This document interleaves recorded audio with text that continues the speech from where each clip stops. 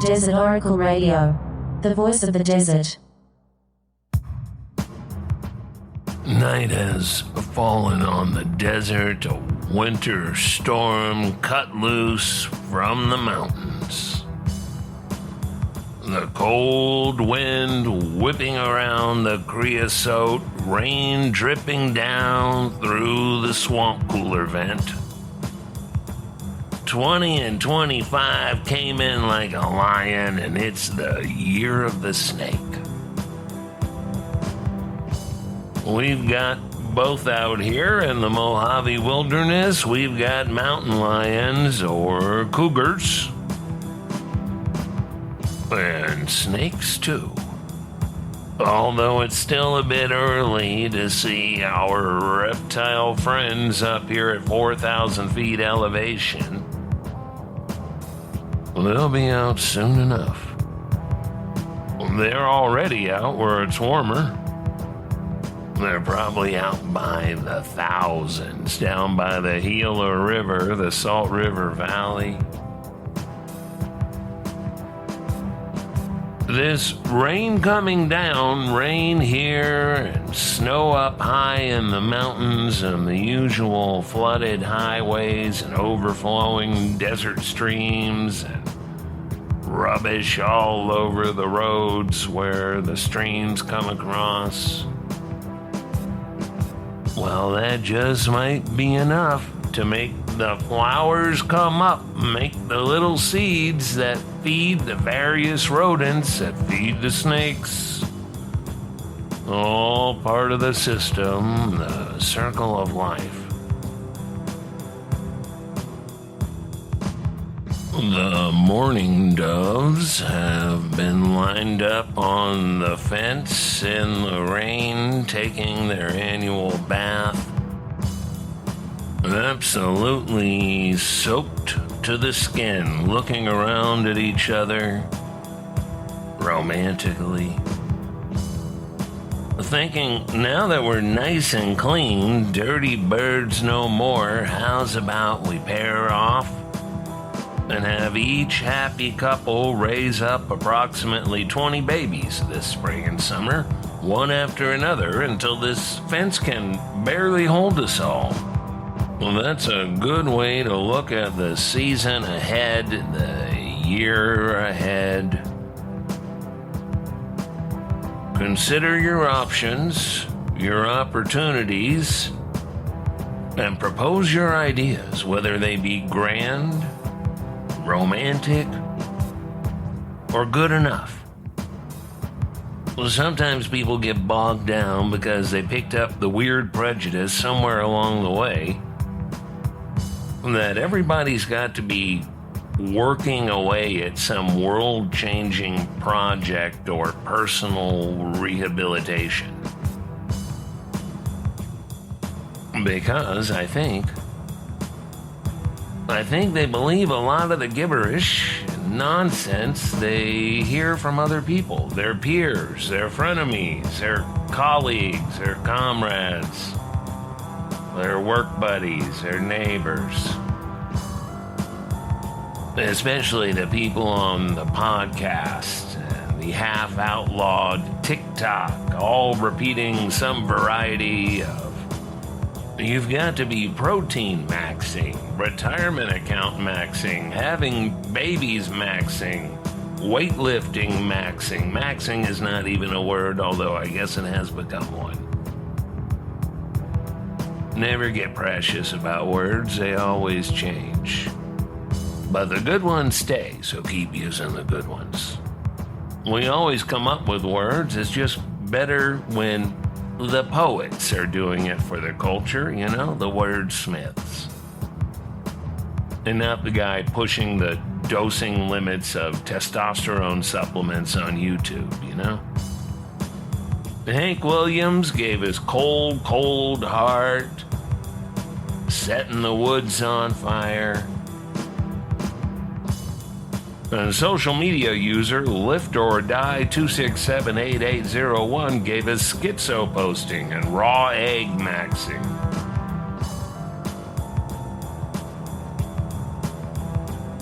The late great Hank Williams also said there ain't a man living who hasn't talked to his dog.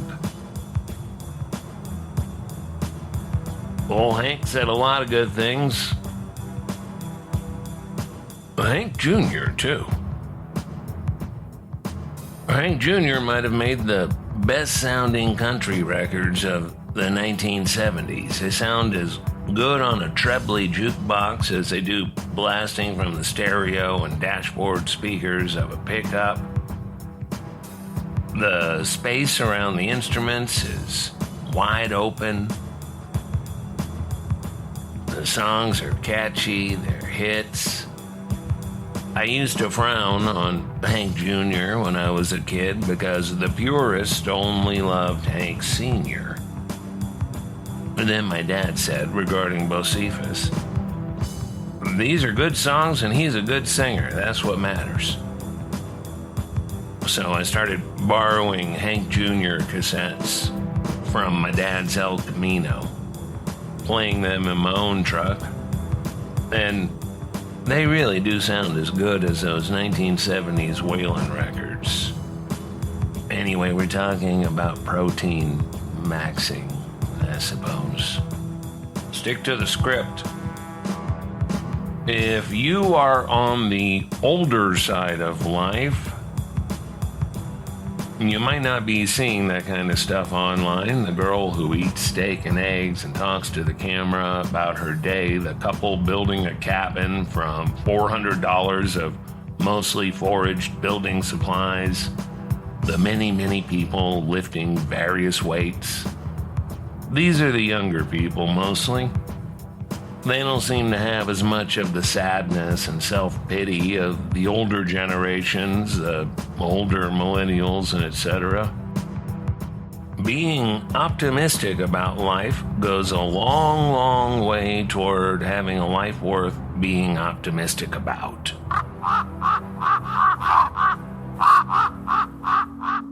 Desert Oracle Radio.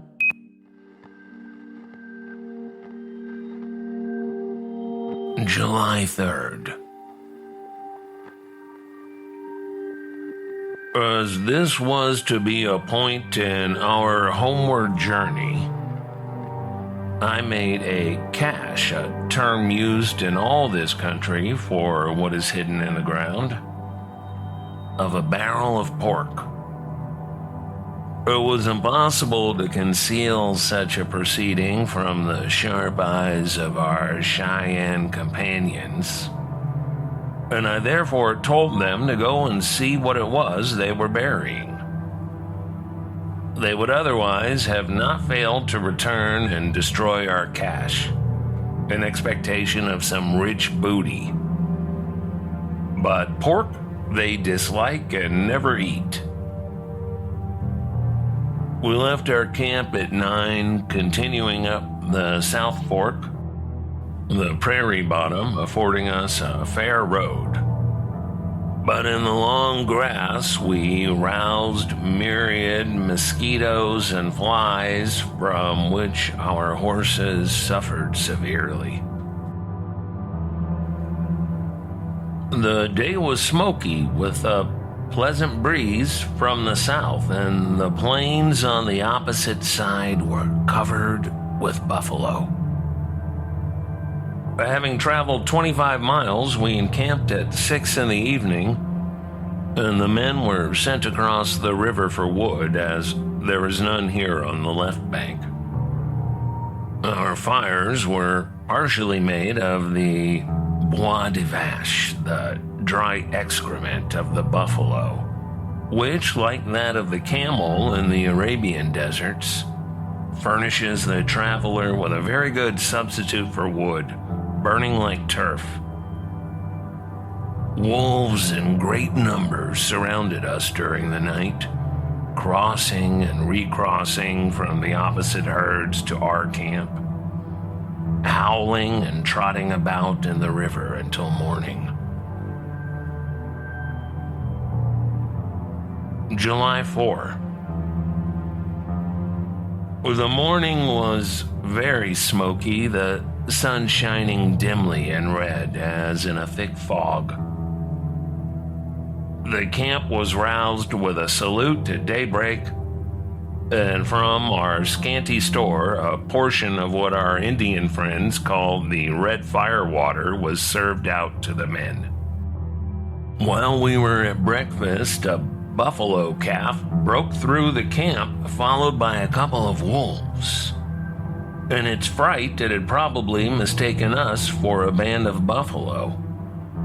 The wolves were obliged to make a circuit around the camp, so that the calf got a little start and strained every nerve to reach a large herd at the foot of the hills, about 2 miles distant. But first one, and then another, and then another wolf joined in the chase, until the calf's pursuers amounted to 20 or 30.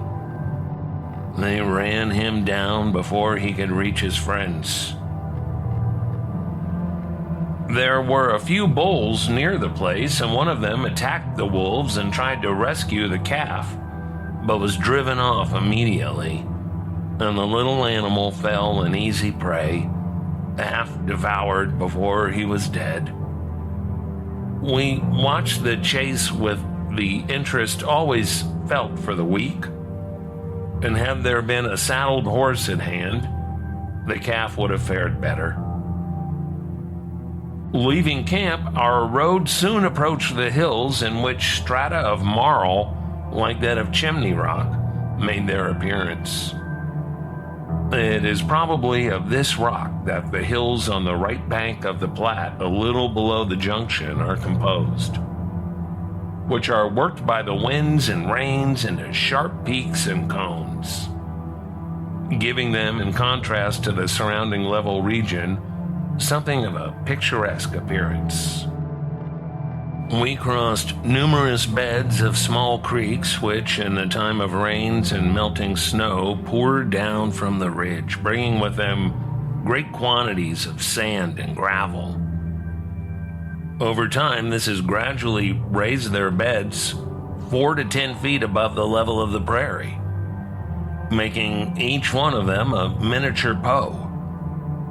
Raised in this way above the surrounding prairie without any bank, the long, yellow, winding line of their beds resembles a causeway from the hills to the river.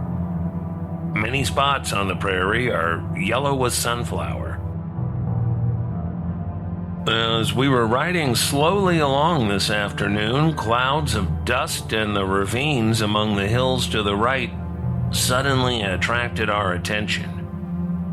In a few minutes, column after column of buffalo came galloping down, making directly for the river.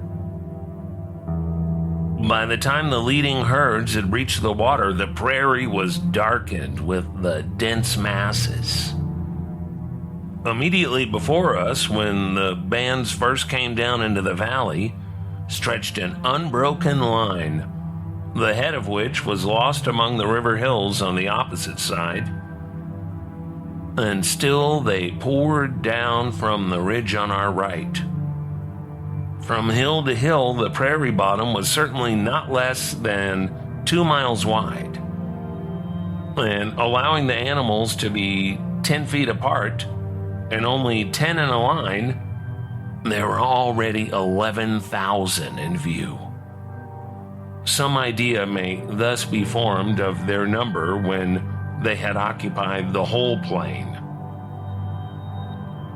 In a short time, they surrounded us on every side, extending for several miles in the rear and forward, as far as the eye could reach, leaving around us as we advanced an open space of only 200 or 300 yards.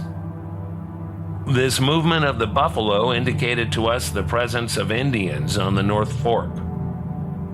I halted earlier than usual, about 40 miles from the junction, and all hands were soon busily engaged in preparing a feast to celebrate the day. The kindness of our friends at St. Louis had provided us with a large supply of excellent preserves and rich fruitcake. When these were added to a macaroni soup and variously prepared dishes of the choicest buffalo meat, crowned with a cup of coffee and enjoyed with a prairie appetite? We felt as we eat in barbaric luxury around our smoking supper on the grass, a greater sensation of enjoyment than the Roman epicure at his perfumed feast. Most of all, this seemed to please our Indian friends, who, in the unrestrained enjoyment of the moment, demanded to know if our medicine days came often. No restraint was exercised at the hospitable board, and to the great delight of his elders, one young Indian made himself extremely drunk. Our encampment was within a few miles of the place where the road crosses to the North Fork, and various reasons led me to divide my party at this point. The North Fork was the principal object of my survey, but I was desirous to ascend the South Branch, with a view of obtaining some astronomical positions and determining the mouths of its tributaries, as far as St. Vrain's Fort, estimated to be some 200 miles further up the river and near to Long's Peak.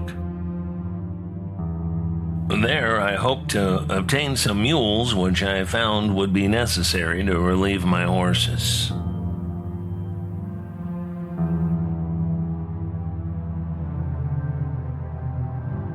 July 5. Before breakfast, all was ready. We had one led horse in addition to those we rode, and a pack mule, destined to carry our instruments, provisions, and baggage. The last two articles not being of very great weight. The instruments consisted of a sextant, artificial horizon, and etc., a barometer, spyglass, and compass. The chronometer I, of course, kept on my person. I had ordered the cook to put up for us some flour, coffee, and sugar, and our rifles were to furnish the rest. One blanket, in addition to his saddle and saddle blanket, furnished the materials for each man's bed, and everyone was provided with a change of linen. All were armed with rifles or double-barreled guns, and in addition to these, Maxwell and myself were furnished with excellent pistols. Thus accoutred, we took a parting breakfast with our friends and set forth. Our journey the first day afforded nothing of great interest. We shot a buffalo toward sunset, and having obtained some meat for our evening meal, encamped where a little timber afforded us the means of making a fire. Having disposed our meat on roasting sticks, we proceeded to unpack our bales in search of coffee and sugar, and flour for bread. Yet, with the exception of a little parched coffee unground, we found nothing. Our cook had neglected to put it up, or it had been somehow forgotten. Tired and hungry, with tough bull meat without salt, for we had not been able to kill a cow, and a little bitter coffee, we sat down in silence to our miserable fare. A very disconsolate party, for yesterday's feast was yet fresh in our memories, and this was our first brush with misfortune. Each man took his blanket and laid himself down silently, for the worst part of these mishaps is that they make people ill-humored. Today we had traveled about 36 miles.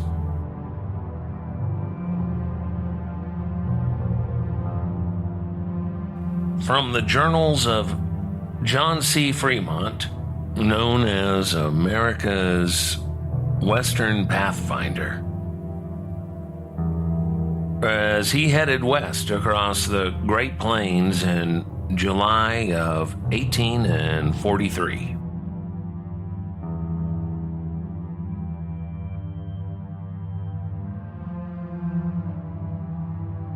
Your provisions include Soundscapes by Red, Blue, Black, Silver on Desert Oracle Radio.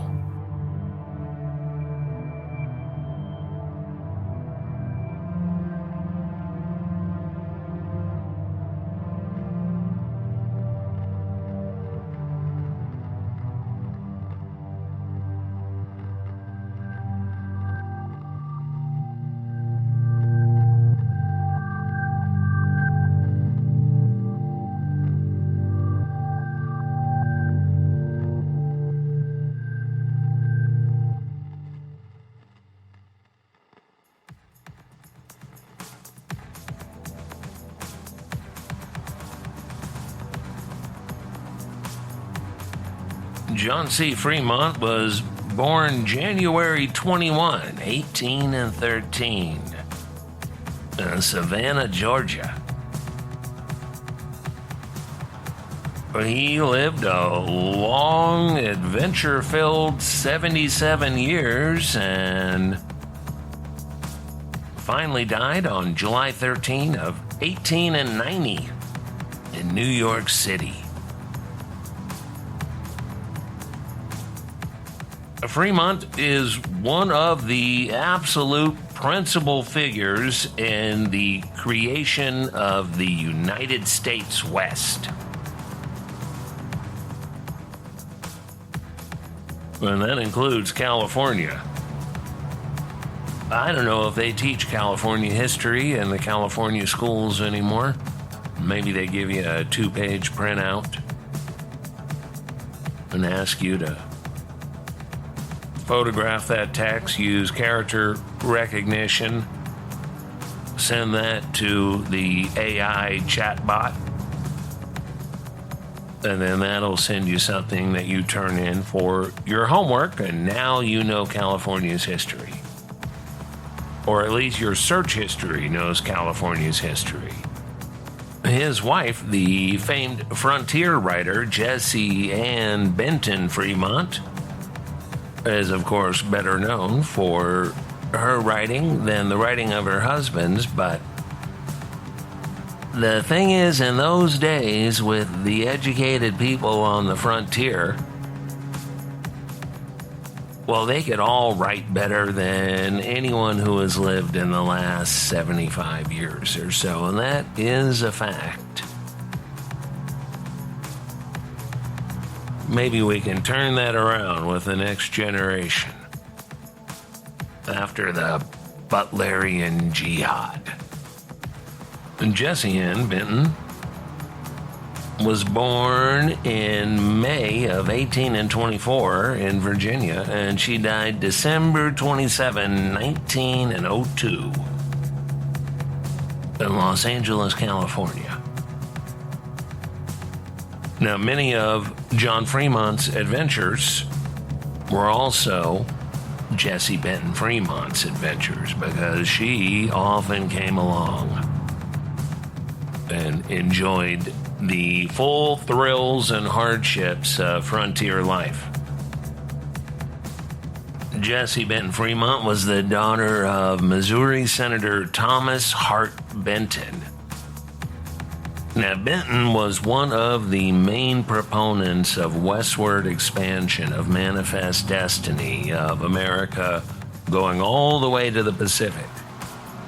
He was John's sponsor and proponent, and in 1841, he became John Fremont's father-in-law. When Jessie Benton, who had already made a name for herself on the social circuits back east, became Mrs. John Fremont. And then her writing career really took off. Now, you can hardly throw a rock in the West and not hit something named for Fremont, including Fremont's Cottonwood. But there are places named for Thomas Hart Benton and or for Jessie Ann Benton Fremont, including Benton and Benton Hot Springs, California. And the truth is, she was editor and sort of the rewrite desk for John Fremont's reports. She is credited with giving them a literary quality. Her pieces for the Atlantic Monthly were collected in books including Far West Sketches and American Travel.